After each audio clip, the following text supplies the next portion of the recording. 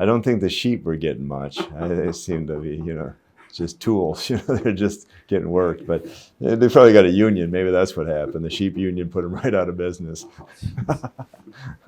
So let's see. Well, hello. We're talking today about being busy, which I guess is kind of an occupational hazard. But on the surface, they used to tell us that you might be really busy, but give people the impression that you have time for them. So being present. A friend told a joke years ago about this young associate was just ordained, and then he went over to church and he saw a guy with long hair sitting in the pew, and then he came back and he told the priest, the old pastor, he said, Father, I think Jesus is sitting in the church right now. What should I do? The old priest said, act like you're busy. Which of course, like when the Son of Man returns to earth, will he find faith in men's heart? Well, the right kind of being busy is of the things of God, right? Martha, you're busy about many things and probably good things, but Mary chooses the better part. I made a mess on my desk today because people say when they make these videos, it doesn't ever look like I'm doing anything.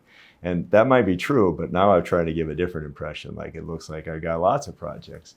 There's always plenty to do in life, but it's the peace that we can have in the midst of it, right? That has to come from God. Sometimes when you see parents or you see teachers or priests and you know that there's a lot going on, but there's a serenity. That has to come from their daily prayer, their time with the Lord, the graces that he gives. I mean, it's impossible. Jesus said, I give a peace that the world cannot give. And it's not always a peace without conflict. I mean, look at his life. He's got people saying things about him.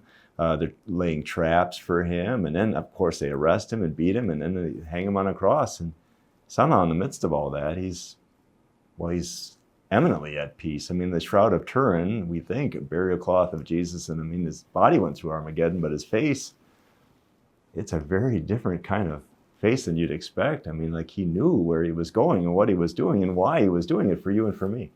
So peace in the storm, I guess, is something that we all have to search for.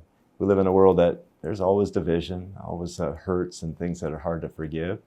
And we all struggle with those things. We live in a time now where our government is not functioning the way it could. And boy, that's a real hardship for a lot of people.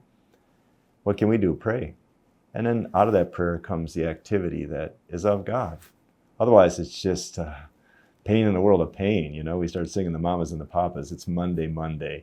And every other day of the week is fine. But Monday, yuck. Ugh.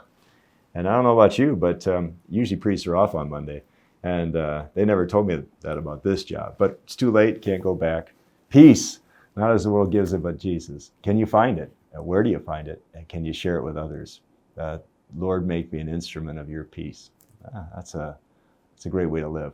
God bless you, and we'll have more to say next week. Maybe. Monday's a shot back. That's going way back machine. Mamas and the Papas. That's a good song.